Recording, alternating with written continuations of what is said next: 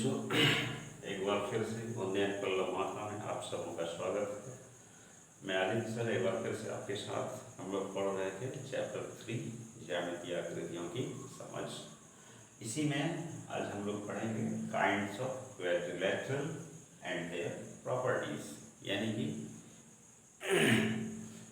जो क्वाड्रिलेटरल यानी चतुर्भुज के बारे में पढ़ेंगे, उसके प्रकार के बारे में पढ़ेंगे और उसका जो प्रॉपर्टीज है, क्या उसका गुण होता है, उसके बारे में हम लोग जानकारी लेंगे। ठीक है, तो उसमें सबसे पहले आइए हम लोग देखते हैं एक नंबर पर समलंब चतुर्भुज। समलंब चतुर्भुज, ठीक है, इसको ट्रैपीजियम बोला जाता है, अंग्रेजी में इसको ट्रैपीजियम बोला जाता है। ठीक है, देख लीजिए कैसा होता है, कुछ इस तरह का।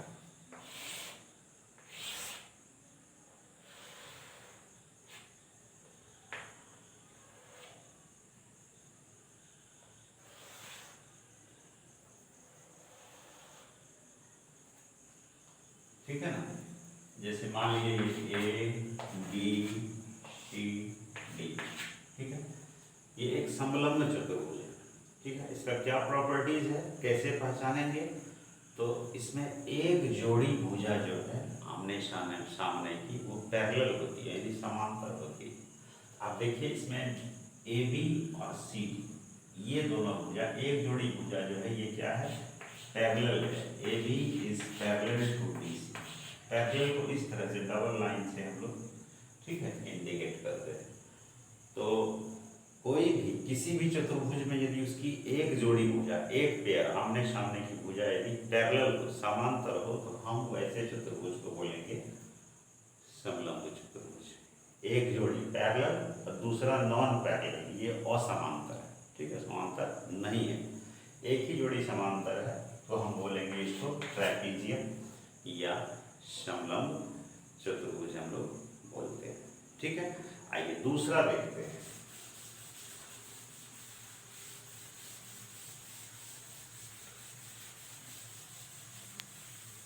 आइए दूसरा जो है हमारा है वो है समांतर चतुर्भुज। दूसरा जो है वो है समांतर चतुर्भुज। इसको हम लोग पैरेललोग्राम भी बोलते हैं अंग्रेजी में। देख लेते हैं कैसा होता है, कुछ इस तरह का होता है।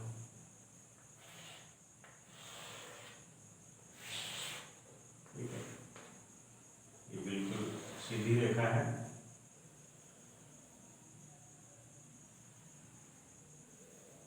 ये मान लीजिए ये ABCD। ठीक है, तो इसमें समांतर चतुर्भुज में इसके प्रॉपर्टीज को देखते हैं। इसमें क्या खासियत है कि आमने सामने की भुजा समांतर होती है। ठीक है, इसका यदि पूछे कि समांतर चतुर्भुज किसको कहते हैं, परिभाषा, तो यही बोलना है कि वैसा चतुर्भुज जिसके आमने सामने की भुजा समांतर होती है उसको हम समांतर चतुर्भुज कहते हैं। इसमें क्या आ जाएगा, ये AB और BC पैरेलल होगा, और इसमें AB और क्या हो जाएगा, BC पैरेलल हो, ये हो गया। इसके साथ और इसका गुण जान लीजिए कि इसमें समांतर तो होता ही है, आमने सामने की भुजा बराबर भी होती है, ये और ये बराबर, ये और ये बराबर। ठीक है, यानी कि AB जो है वो BC के बराबर हो जाएगा, उसी तरह से AD जो है वो BC के बराबर हो जाएगा। तो समांतर भी हो गया, उसको बराबर भी हो गया। ठीक है, इसका एक प्रॉपर्टीज और हम बता देते हैं। ठीक है, कि इसका जो आसन्न कोण होता है वो समपूरक होता है। आप बोलेंगे आसन्न कोण किसको कहेंगे, आसन्न कोण मतलब जस्ट साइड वाले से, ये और ये, जैसे ये और ये और ये और ये ऐसे करके लगातार दो हो जाए, उसको हम आसन्न कोण बोलते हैं। जैसे कोण A प्लस कोण D, कोण A प्लस कोण D, ये 180 डिग्री होता है। ठीक है, इसका मतलब आसन्न कोण क्या होता है, समपूरक। समपूरक मतलब 180 डिग्री। उसी तरह से ये देखिए, इस दोनों को लिखेंगे B प्लस C, ये भी 180 डिग्री हो जाएगा। इस दोनों को भी लिख सकते हैं, सी प्लस बी, ये भी 180 डिग्री हो जाएगा। उसी तरह से इस दोनों को भी लिख सकते हैं, angle A plus angle B, ये भी 180 डिग्री हो जाएगा। तो आसन्न कोण का कंसेप्ट भी समझ में आ गया होगा। दोनों अगल बगल वाला, चाहे इधर से हो चाहे इधर से हो, दो कोण मिलकर के 180, इसको हम बोलते हैं आसन्न कोण का समपूरक। तो ये इसकी प्रॉपर्टी है। उसके बाद क्या है कि इसका जो विकर्ण होता है, विकर्ण आप जान रहे हैं किसको कहते हैं, कि एक जो इसका एडजेसेंट एंगल है इसको छोड़ करके दूसरे को मिला दीजिए, जैसे ये वाला, ये विकर्ण है, ठीक है। दूसरा विकर्ण यहाँ से यहाँ मिलाएंगे, ये विकर्ण हो। तो इसका विकर्ण जो है ये एक दूसरे को समद्विभाजित करता है। समद्विभाजन मतलब यहाँ पे से मान लो ऊपर ये कट रहा है कि ये और ये बराबर हो जाएगा, उसी तरह से ये और ये बराबर हो जाएगा। यानी कि आप लिख सकते हैं इसको, यदि आप लिखिएगा AO बराबर OC, AO बराबर OC हो जाएगा। इसी तरह इधर से आप लिखिएगा, ठीक है ना, तो BO बराबर OD, BO बराबर OD, ठीक है। तो इसको याद रखना है आपको कि इसका विकर्ण एक दूसरे को, है ना, समद्विभाजित करता है, ठीक है। अब नेक्स्ट 3 नंबर में हम लोग आते हैं। तीसरा जो हमारा है वो है समचतुर्भुज। तीसरा जो हमारा है वो है समचतुर्भुज।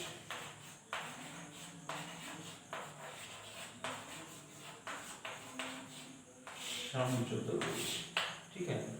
इसको रोम्बस भी बोला जाता है। क्या बोला जाता है? रोम्बस। इसको अंग्रेजी में क्या बोलते हैं? तो हम रोम्बस बोलते हैं। इसका भी थोड़ा सा समझ लेते हैं। इसकी आकृति पर भी हम लोग गौर करते हैं।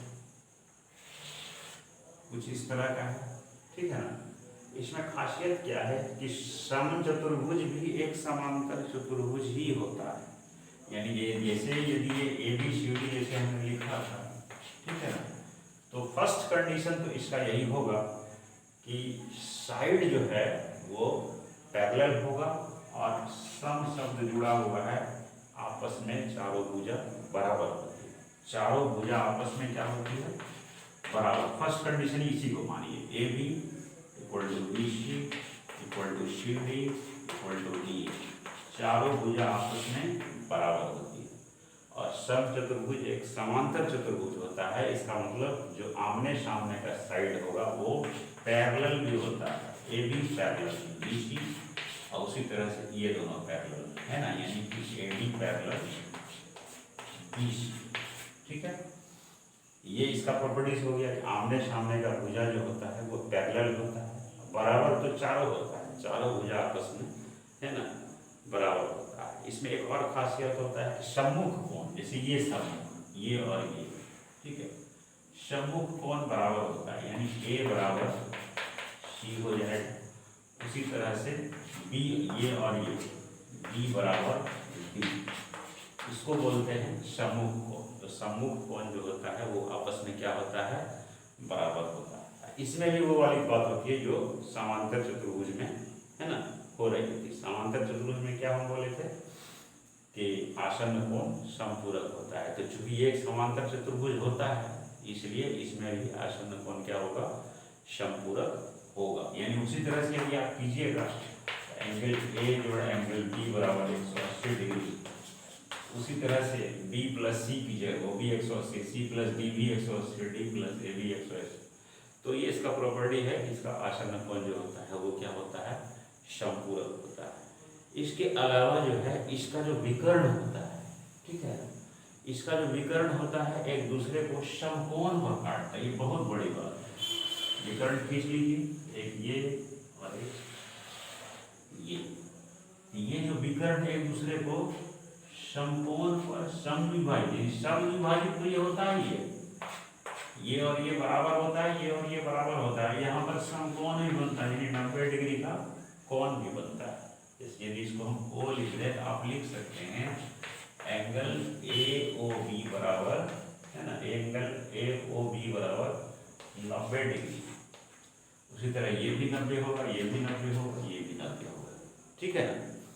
तो इस तरह से आपके बुक में है, सारा चीज लिखा हुआ है, उसमें प्रॉपर्टीज को देख लीजिएगा, हम सिर्फ आपको समझा रहे हैं, आपके बुक में लिखा हुआ है। ठीक है, चलिए उसके बाद आगे बढ़ते हैं हम लोग। आइए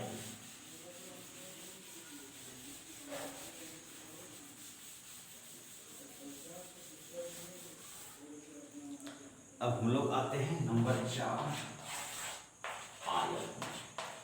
ठीक है, इसको आप लोग अंग्रेजी में बोलते हैं रेक्टेंगल।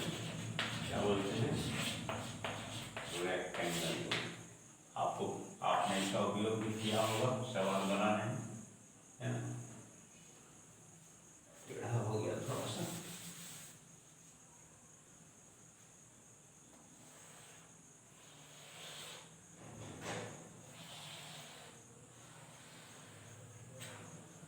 ये एक आयत ABC।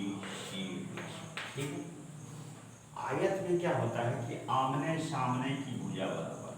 क्या क्या होता है? AB बराबर ऊपर वाला ये होता है, AB बराबर DC होता है। उसी तरह से ये दोनों बराबर की AD बराबर सामने क्या है? BC। एक तो ये हो गया। ठीक है, चारों कोण 90, A B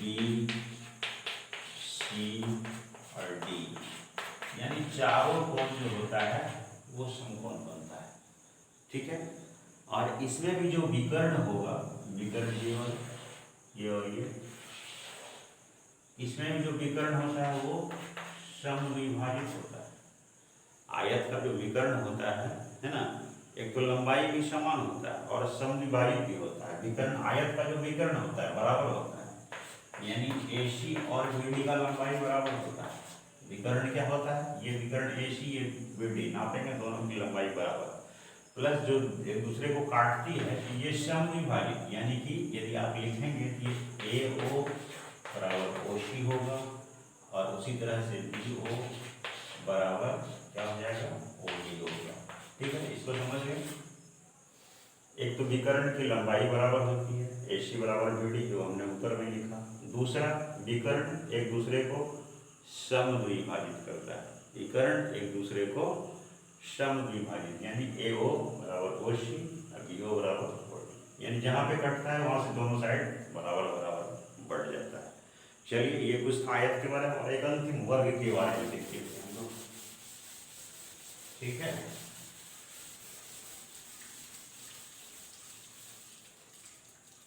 लास्ट आइए एक देखते हैं, 5 नंबर होगा। हाँ, 5 नंबर वर्ग के बारे में। वर्ग को अंग्रेजी में बोला जाता है स्क्वायर। क्या बोलते हैं? स्क्वायर बोलते हैं। आकृति पर गौर कीजिए, इस तरह से होती है। ये है वर्ग की आकृति, है ना। तो अब इसमें आप नाम भी दे दीजिए, ABCD EQR, जो देने का मन हो आप दे सकते। ठीक है, वर्ग किसको बोलेंगे? वैसी आकृति जिसकी चारों भुजा आपस में बराबर हो, और क्या होना चाहिए? सारा अंतःकोण समकोण भी होना चाहिए। ठीक है ना, ये 90 डिग्री होना चाहिए, सिर्फ बराबर। कि फर्स्ट कंडीशन चारों भुजा बराबर, यानी AB बराबर BC बराबर CD बराबर D, चारों भुजा बराबर, और चारों जो एंगल है, अंतःकोण जो है वो भी कितना होना चाहिए? 90 डिग्री बराबर D बराबर ऑल D। इस सारा चारों एंगल जो है, जो चारों अंतःकोण है, वो कितना हो जाएगा? वो भी सारा 90 डिग्री हो जाएगा। ठीक है, इसके बाद जैसा कि हम देख रहे थे, आयत में विकर्ण समान लंबाई का होता है, तो वर्ग में भी विकर्ण की लंबाई समान होती है। इसमें भी विकर्ण की लंबाई जो होती है, यानी कि AC बराबर BD, है ना। विकर्ण की लंबाई आपस में क्या होती है? समान होती है। और इसमें समचतुर्भुज वाला खासियत इसमें होता है। जिस तरह से हम आपको बताए थे कि समचतुर्भुज में विकर्ण एक दूसरे को समकोण पर काटते हैं, उसी तरह से वर्ग में भी समकोण, दोनों विकर्ण एक दूसरे को समकोण पर समद्विभाजित करते हैं। इन दोनों को बराबर बराबर हिस्से में बांटते हैं, ये बराबर ये बराबर ये, और प्लस 90 डिग्री का एंगल भी बनेगा। ठीक है। यदि इसको हम ओ लिख दें तो एंगल डी ओ बी जो होगा, देखिए एंगल कैसे लिखते हैं कि कहीं से शुरू कर देंगे, जैसे यहाँ से डी ओ बी नहीं होगा बल्कि ए ओ बी होगा, लिखने में गलती हुई है, ए ओ बी, जैसे ए से शुरू कर रहे हैं, ए ओ बी मतलब इस एंगल को हम बता रहे हैं। जिस पॉइंट पे जाइए, एक लाइन इधर का लीजिए, एक लाइन इधर का, इसका एंड पॉइंट है वो दोनों साइड लिख दीजिए, एंगल पे जाएगा। यदि इसको लिखना होगा तो ओ तो रहेगा, तो ये किससे किससे बन रहा है, ये वाला एंगल तो इससे बन रहा है, इससे बन रहा है, इसका एंगल कैसे लिखेंगे, तो ओ को लिखेंगे बीच में, ठीक है। ये देखेंगे लाइन कहाँ खत्म हो रहा है, तो बी पर तो बी लिखेंगे। ये लाइन देखेंगे कहाँ पे खत्म हो रहा है, सी पे, आप एंगल का निशान दे देंगे, ठीक है। तो इस तरह से हम एंगल को दर्शाते हैं। तो चारों ही एंगल यहाँ पर जो बनेगा वो 90 डिग्री होगा और विकर्ण एक दूसरे को समद्विभाजित भी करता है, समकोण भी बनता है। समद्विभाजित का मतलब ए बराबर ओ सी, अब यो बराबर ओ डी, ये भी होगा, ए बराबर ओ सी, अब यो बराबर ओ डी, ये हो गया समकोण, ये हो गया समद्विभाजित। तो ये वर्ग का जो है तो ये प्रॉपर्टीज था। तो जो जितनी बातें हमने अभी बताई वो याद रखना आपको बेहद ज़रूरी है, क्योंकि सवाल बनाने में इसका बहुत ज़्यादा उपयोग होगा। और यदि ये कंसेप्ट आपको नहीं होगा तो फिर आपको परेशानी हो सकती है। इसलिए इसको अच्छी तरह से आप जो है सो है ना, आपके बुक में दिया हुआ है, उसको अच्छी तरह से पढ़ लीजिए, या हमारे इस वीडियो को 2-4 बार देखिए तो हमको लगता है इससे ही याद हो जाएगा, बाद में थोड़ा याद हो जाएगा, तो बनाते बनाते है ना आपको सब स्वतः दिमाग में सेट कर जाएगा, फिर याद करने की जरूरत नहीं पड़ेगी। लेकिन शुरू में आपको जो है सो इसको दिमाग में रखना बहुत जरूरी है। चलिए इस वीडियो में बस इतना ही, फिर अगले वीडियो में अगले एक्सरसाइज के साथ हम लोग मिलेंगे। तब तक के लिए आप पढ़ते रहिए, अभ्यास करते रहिए। एक बार फिर से आपका बहुत बहुत